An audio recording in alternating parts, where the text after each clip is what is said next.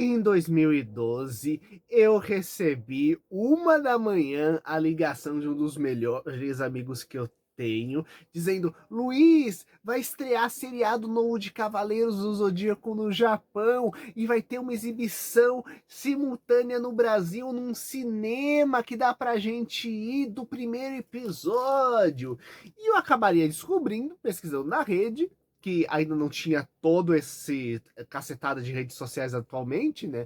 Mas, então, diretamente nos sites que lidavam bastante com Cavaleiros do Zodíaco com confiança, descobri que era a realidade. E que sim, iria ter um anime novo, que era uma continuação direta da série clássica, e número 2, que realmente o primeiro episódio foi feita uma parceria para transmitir em alguns cinemas brasileiros, no qual, na verdade, você ia ter que se cadastrar para sortear para poder ter o ingresso, né?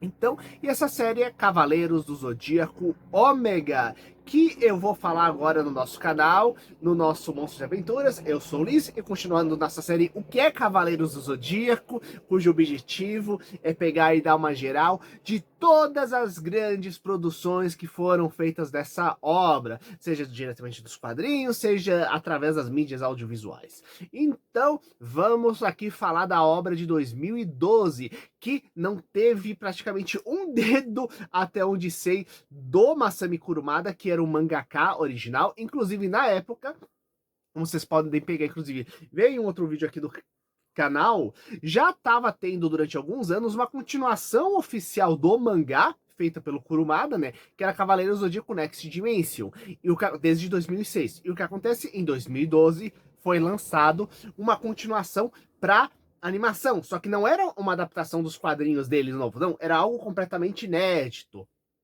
pegando justamente o fim da saga de Hades, que foi a segunda série de animação que foi feita e a adaptação do material que faltava dos quadrinhos originais, e lançando uma nova geração de cavaleiros, isto é, os protagonistas seriam um novo grupo de jovens 30 anos depois da saga original, onde alguns dos cavaleiros anteriores apareceriam ou como tutores ou como grandes mestres que estavam desaparecidos, né?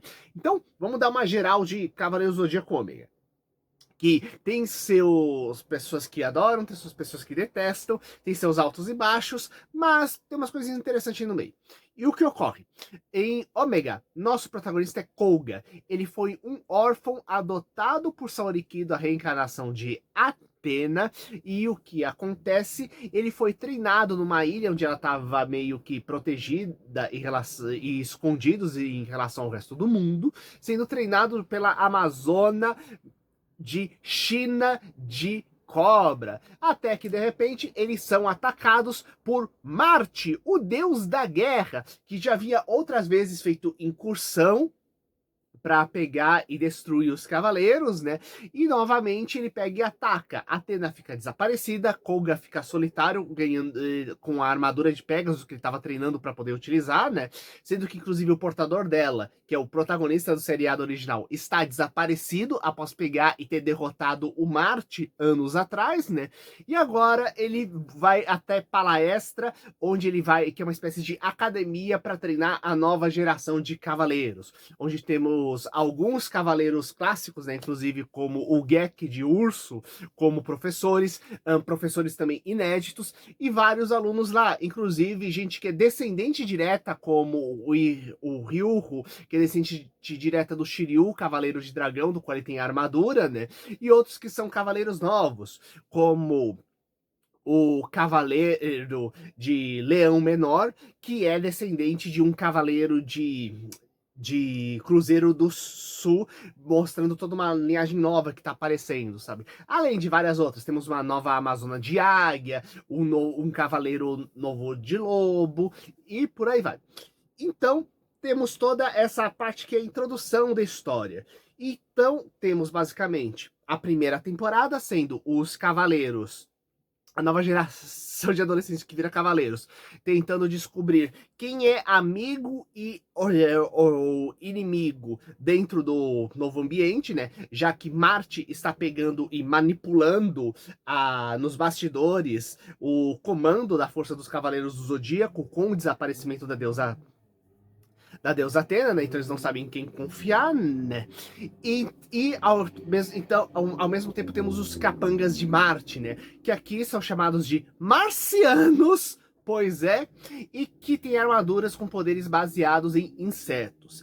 E a grande questão aqui é, enquanto o Cavaleiro Zodíaco anteriormente tem toda essa questão de com poderes vindos das constelações, de fenômenos astronômicos misturados com mitologia grega ou com algumas outras mitologias, mas tendo a grega como base, em Ômega nós temos uma mistura com poderes elementais. Pois é, aqui temos a ideia de que quando teve uma grande batalha de Atena no passado contra Marte, lembrando, a ideia, não teve, no seriado original não existe nenhuma batalha direta contra Ares, o deus da guerra, ou contra Marte, que é sua contraparte romana, e uso o termo contraparte romana com várias aspas, né? Porque não é exatamente tem um deus grego e tem uma versão romana para cada um, uma coisa bem mais complexa do que isso na questão mitológica e na questão historiográfica.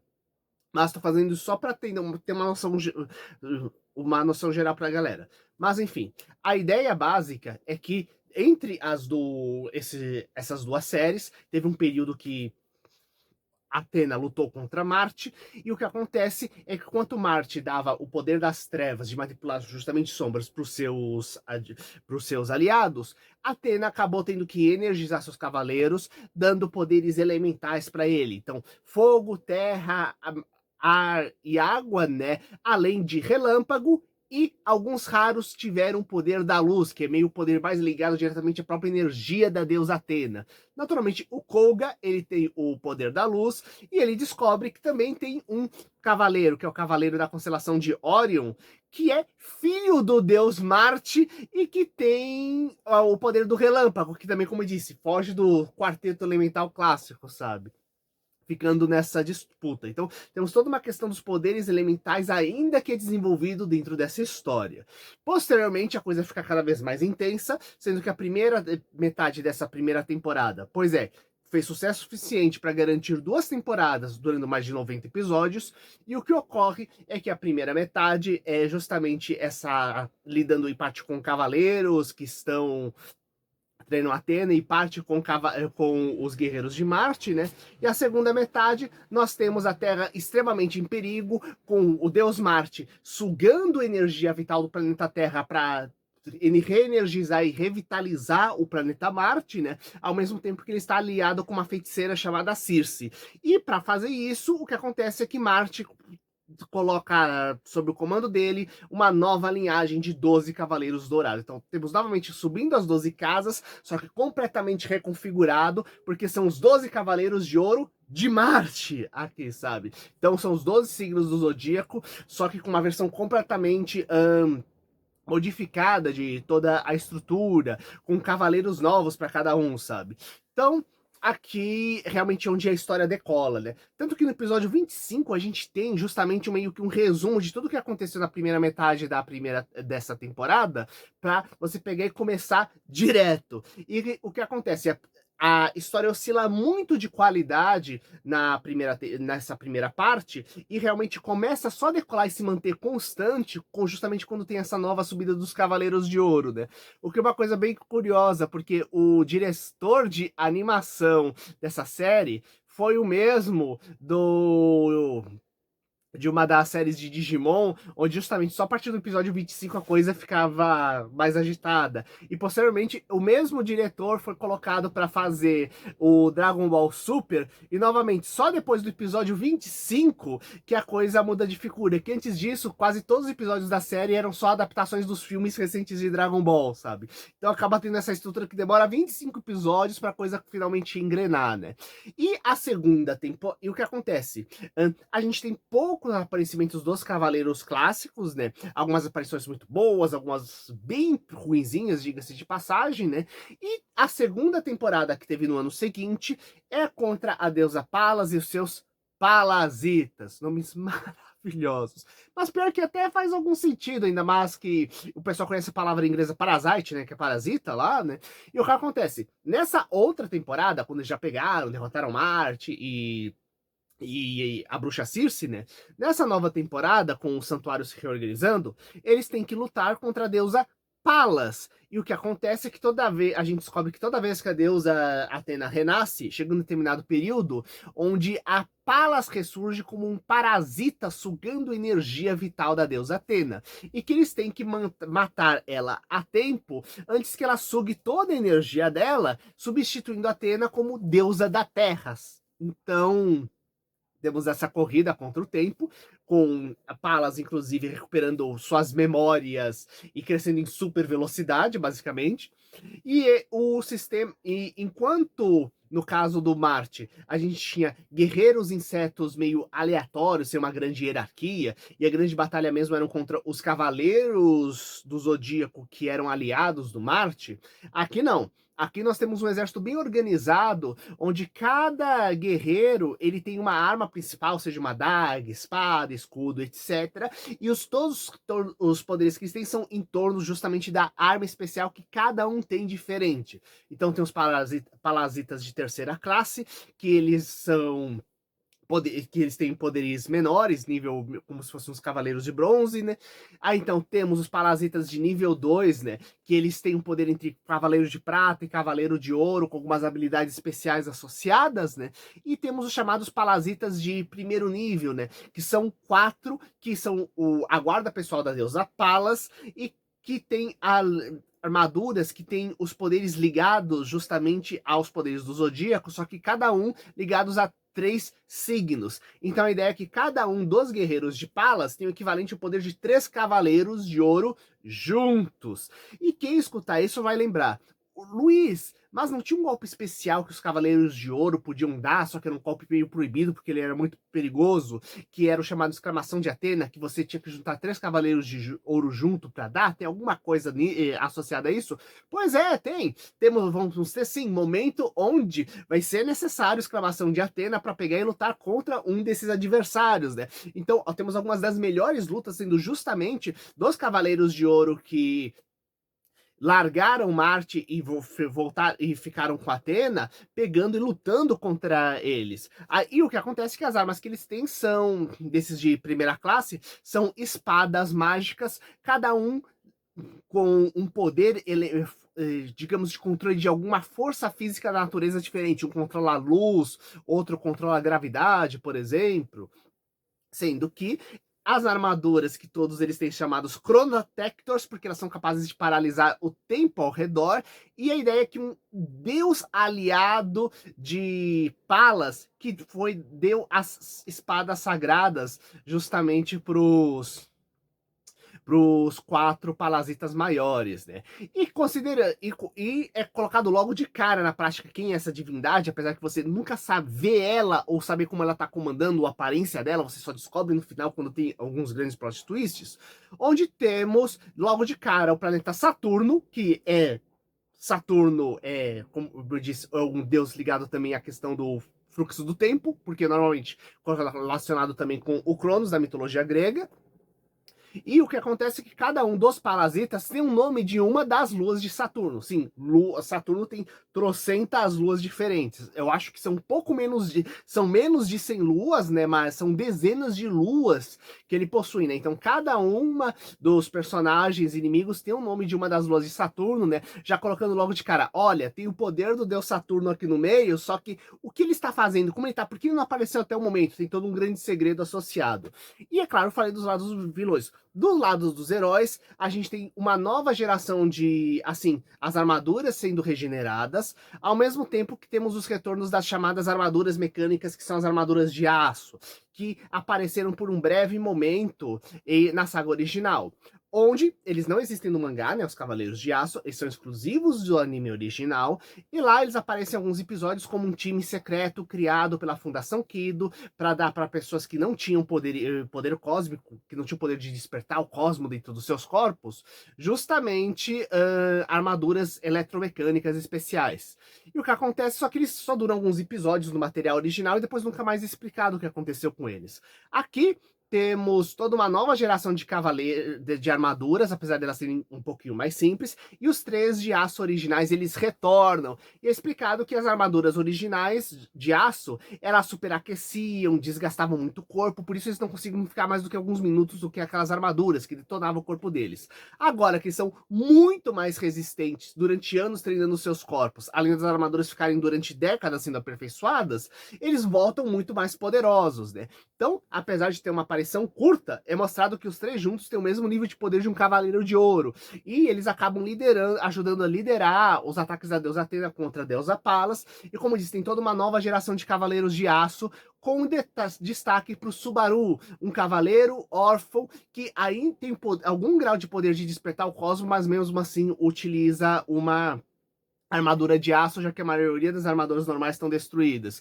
E mesmo alguns guerreiros antigos do passado voltam com armaduras de aço, justamente com essa justificativa, porque as armaduras originais foram detonadas na guerra, né? Então, como não dá tempo de consertar tudo, já que só tem um ferreiro, né? Então, o pessoal indo na produção em massa de armaduras de aço. Que dá algumas cenas bem interessantes, diga-se de passagem, algumas discussões sobre o preço, até uma treta entre o pessoal que tem poder cósmico com as armaduras místicas e aqueles que têm não poder nenhum, só com as habilidades tecnológicas, as armaduras de aço. Então, acaba sendo uma saga bem interessante mesmo. Basicamente, a história realmente decola de vez na segunda temporada, sendo que ambas estão disponíveis dentro da Crunchyroll. Como eu falei, a grande questão é que uma coisa nova, e o que acontece é que oscila muito de qualidade na primeira parte da história. Tem algumas coisas onde quase não acontece nada, outras partes onde temos momentos bem emocionantes, e o problema é que quando você assiste a série original, quando você vai assistir o Ômega, você fica com um monte de dúvida, porque tem um monte de buraco em relação ao que aconteceu com um monte de personagem do clássico até então. E a maioria desses buracos acaba não sendo preenchidos, né? Claro que a gente pode pensar que nesses 30 anos um monte de gente morreu na última guerra contra o Marte, mas isso é pouco comentado. Aquilo que é bem desenvolvido, na minha opinião, como eu disse, os personagens novos em si, principalmente a partir do metade da primeira temporada, e os vilões a partir desse momento também, porque inclusive a gente vê como Marte reencarnou na Terra, como ele despertou as habilidades deles. A Circe tem toda uma questão interessante envolvendo ela com o irmão, certos poderes cósmicos. Existem certos mistérios associados. Os poderes diferentes dos parasitas são bem interessantes. E é bem legal se a gente pegar o conceito das espadas sagradas, porque acaba sendo muito semelhante a outra obra também do Kurumada que ele fez nos quadrinhos, só que anos antes de Cavaleiro Zodíaco, que era Fuma no Kojiro, onde tem uma saga, que são a saga das espadas sagradas, que são 10 espadas com poderes justamente que envolvem forças da física, que misturados só que com energias elementais, que foram criados pelos deuses, sabe? Inclusive, eu aconselho ler o mangá ou assistir o anime quem puder, né? Lembrando que para isso você vai ter que recorrer à internet, já que esses materiais, infelizmente, ainda não foram lançados por aqui. Mas, gente, lancem! Se alguma editora tá aqui, gente, aproveitem e lancem a edição de luxo, que inclusive tá saindo na França do Fuma no Kojiro, as histórias de ninja feitas pelo criador dos Cavaleiros Zodíacos, gente. E cadê a Netflix, com a ânsia de lançar adaptações de live action de tudo, não lançando ainda a versão live action que já foi feita há anos e que é muito boa do Fuma no Kojiro, lança aqui no Brasil. Então, retornando, né, nós tivemos então esse Ômega que durou esses 2 anos, né, e que é uma continuação direta. Muita gente diz, mas é só uma série filler. Gente, filler é um conceito que dentro de anime você usa para histórias, tipo, cenas, capítulos e arcos de história que você coloca entre entre adaptações de materiais oficiais, para você pegar e tanto dar um tempo adequado pro material original ser produzido, novo, quanto para poder pegar e ampliar aquela história de alguma forma, dar um saborzinho diferente, que para não ser simplesmente um copia e cola do material original. E o que acontece? Aqui não está sendo dado um espaço nenhum, nem simplesmente uma ampliação de entre materiais criados originalmente. Aqui temos uma saga 100% nova. É continuação oficial, assim como o Dragon Ball GT é continuação oficial do Dragon Ball, né?